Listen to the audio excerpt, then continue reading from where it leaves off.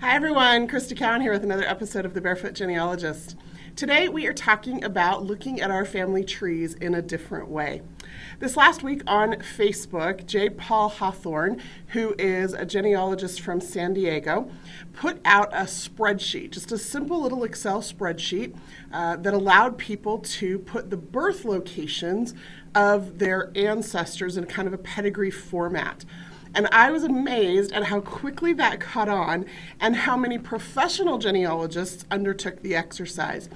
I did it myself, and it got me thinking about how sometimes all we need is a little bit of a different perspective on our family tree in order to see patterns, in order to see brick walls, in order to see information in a whole new light. And sometimes that different view can break through those brick walls. It can inspire us. It can inform us about how we need to educate ourselves so that we can continue to climb our family tree. So that's what we're going to talk about today, is some of the different ways in which we can look at our family tree in different ways. Let's go ahead and dive in. We're going to first start by talking about your online family tree. That is one of the tools that you have available to you to view your tree in different ways. And yet one of the things that I discover, both for myself and for many of you as I travel around and meet with you, is that we get in ruts really easily, where we just tend to look at our family tree the same way over and over and over again. So let me just show you. Here's my family tree that starts with my grandmother, and it's just a simple pedigree view. Now, I tend to work almost exclusively in the pedigree view. When I'm ready to work with family groups, I will then click on any individual in the tree, and I will open up their profile page. And then from their profile page here in the facts view is where I do my research. I have my timeline, I have my sources, I have all the information about their parents and siblings and spouse and children all in one handy view. And so I find that I tend to work with this particular view the most. So the facts view on the profile page and the pedigree view from my tree.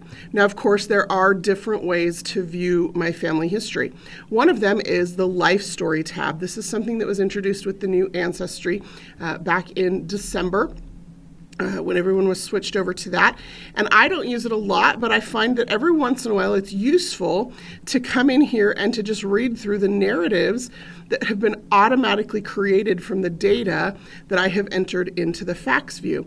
It helps me to see simple data entry errors, such as incorrectly formatted dates or locations. It helps me to quickly see where I'm missing information, such as maiden names or additional spouses. It helps me to visualize the data in a different way. It also, as you run down the side of the page, tells you how old they were when each event occurred in their life. Now, I happen to have my family events and historical insights turned off for my tree, but I can turn those on at any time just to get, again, a little bit of a different view. Put some of the information about the family in context in a really quick, easy way so that I can see it differently. So facts view and life story view on the profile page are two of the different ways you can view your family tree. Now, from the pedigree view or the tree view, you also have the option of viewing it by family or by pedigree over here on the top left-hand side of the screen. And like I said, I tend to view it in family view or in pedigree view most often, but I find that it's useful on occasion to switch to family view and make sure that I am viewing the information in a different way so that I can see things that I might not see any other way. It's just an analysis tool. It's a way to look for patterns. It's a way to look for holes. It's a way to look for inconsistent information in the way that I've entered it. In this case, one of the reasons I like this view is because it very quickly shows me where I'm missing photographs or images that I might want to go after. It shows me, you can see if you've got parental information on additional people in your tree or not. It shows you've got hints that you can view for different people throughout the tree. So I just need to remind myself to use the family view a little bit more often. So that's some different ways to view your online tree. Now, the Facebook trend that started last week with J. Paul Hawthorne was actually done in Excel. I use Excel a lot for family history. I create timelines, and I think there have been a couple of videos that have been done about that specifically, so I won't go into that in great detail. But timelines are easy to do in Excel because you can quickly rearrange things or sort things based on a date column. And sometimes I want to plot who should be in which census records, and so I'll create tables and charts in Excel for that. But the hashtag this last week was My Colorful Ancestry, and the spreadsheet that Paul created looks like this. So this is mine.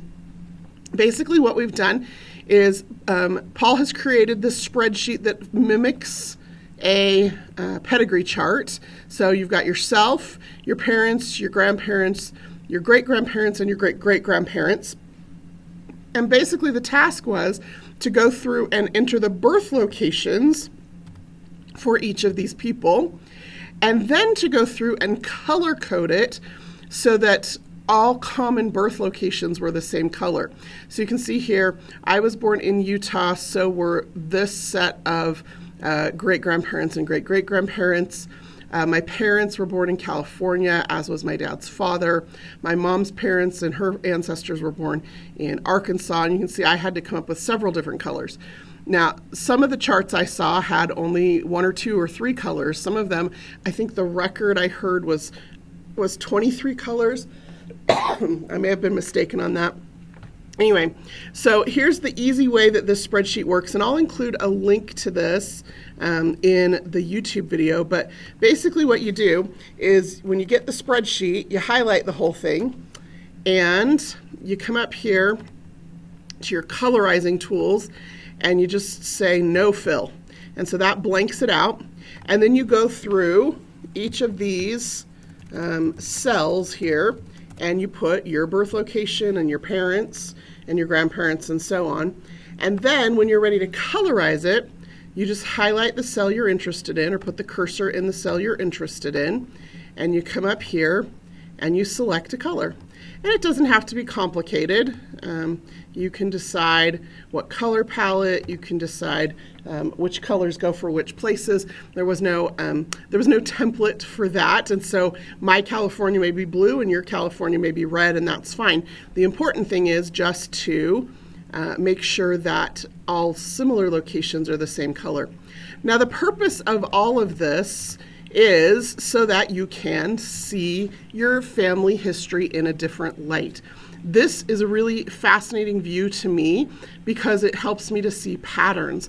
I thought that a ton of my research was in Ohio and Arkansas. I just felt like I was constantly doing research in Ohio and Arkansas, when the reality is I only have this little branch of this tree here and then this one rogue gentleman down here who are from Ohio.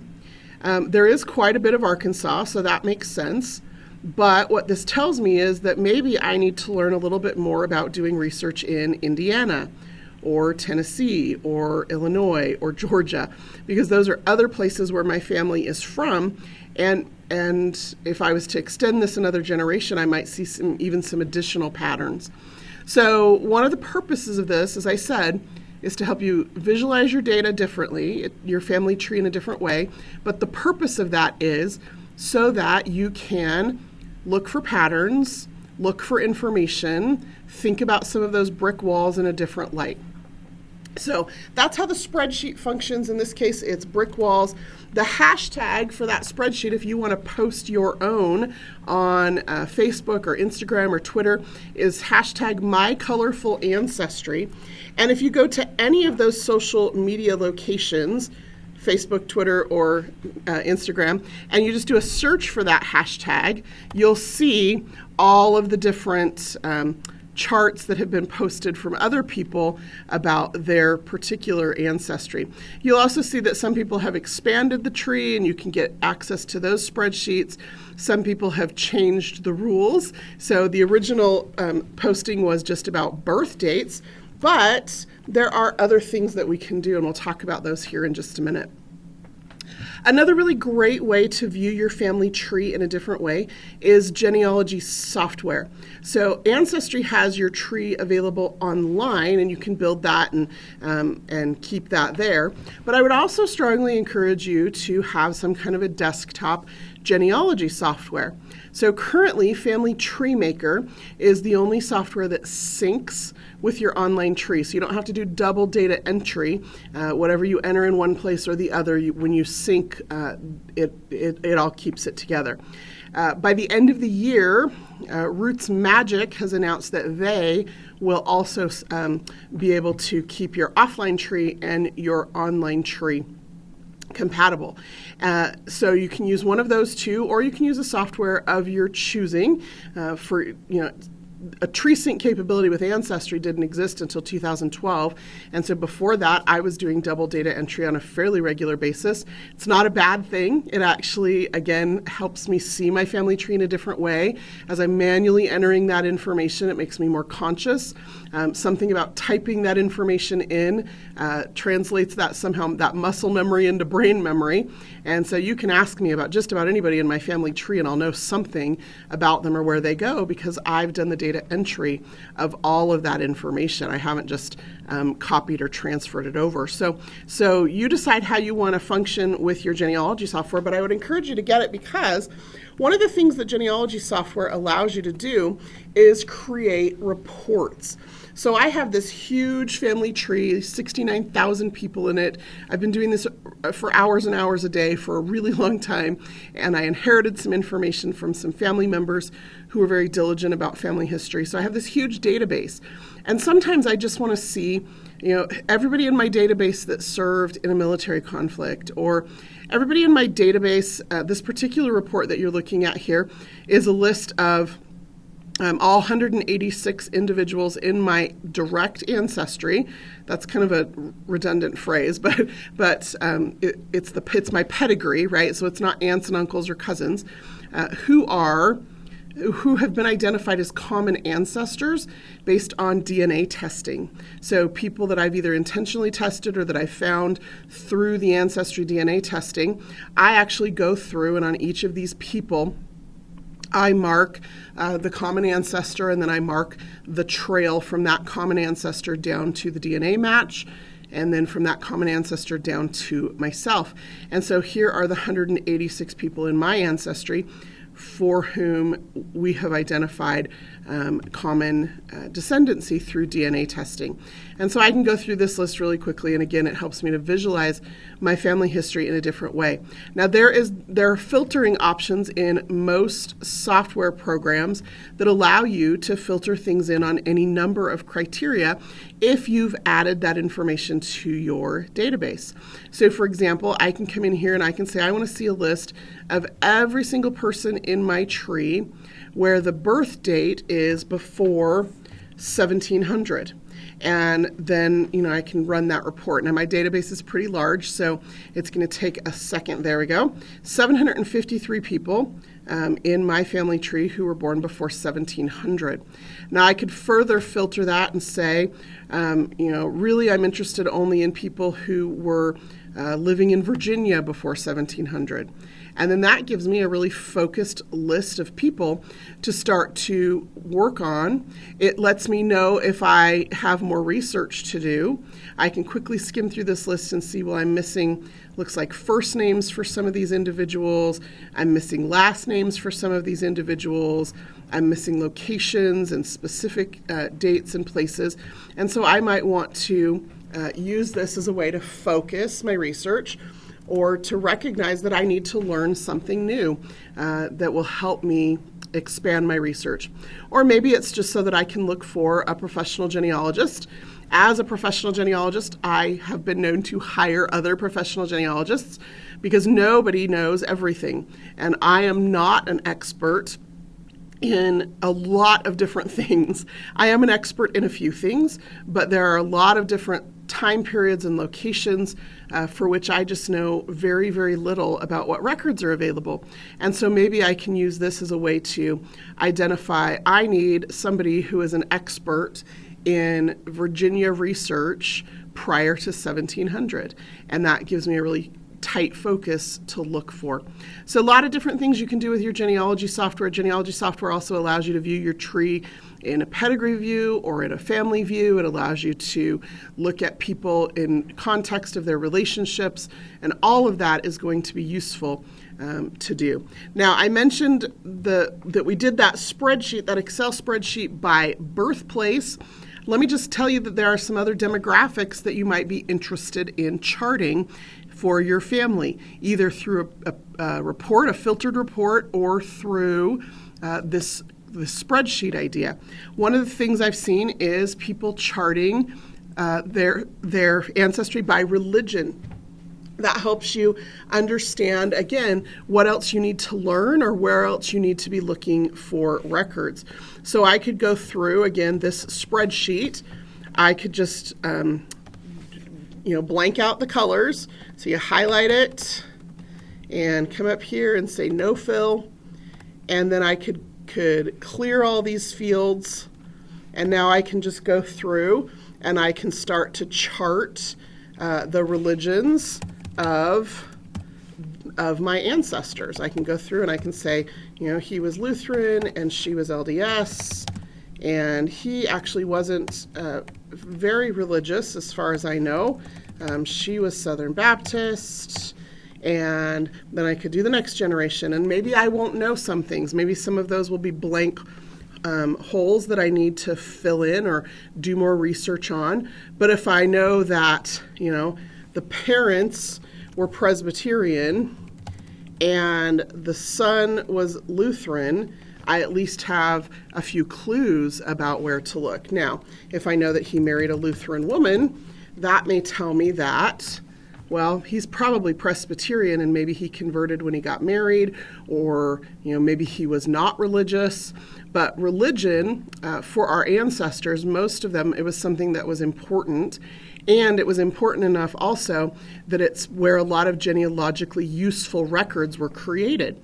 So going through and charting something like the religions of your ancestors will, again, help you through some of those brick walls. It will help you understand where you need to be looking for records. It'll help you look for patterns. And then the same thing. You can just go through and you can colorize the things that are common so that you can really quickly and visually see those particular patterns. Another thing that you can do, and there's a million things, I'm just giving you a few different ideas, hopefully to spark some things in you, but another thing you can do is you can go through and you can chart cause of death or age at death. So you could come through here and, again, let me just blank this out here. You could come through here and just the causes of death. She is 94 and still living. This grandfather died of heart failure, and he died at the age of 47. And this grandmother, died of pneumonia, and she died at the age of 78. And he was 78. So you can do both the cause of death and the age. You can do one or the other, and that's a really good way to view that. Now, one of the things you're going to notice again is you're going to notice patterns. You're going to start to look for, maybe there's some lung disease in this family. Maybe there's heart disease in this family. Maybe there's a strand of cancer or diabetes or whatever the case may be. And so this becomes really useful health information as well as longevity information as you start to recognize how old people were when they died. So again, it's just a different way to look at your family history that might spark more information, more leads, more patterns that you need to look at, more things you need to educate yourself about. As I mentioned, I will put a link to J. Paul Hawthorne's Excel spreadsheet so that you can do that if you want. But there are lots of tools available, or you can come up with your own. If you have your own way of looking at your family history, or something that you've discovered or an idea you've had because of this video, please share it below in the comments here on YouTube so that we can all learn from the different ways that different people look at their family tree a little bit different. Until next time, this is Crista Cowan. Have fun climbing your family tree.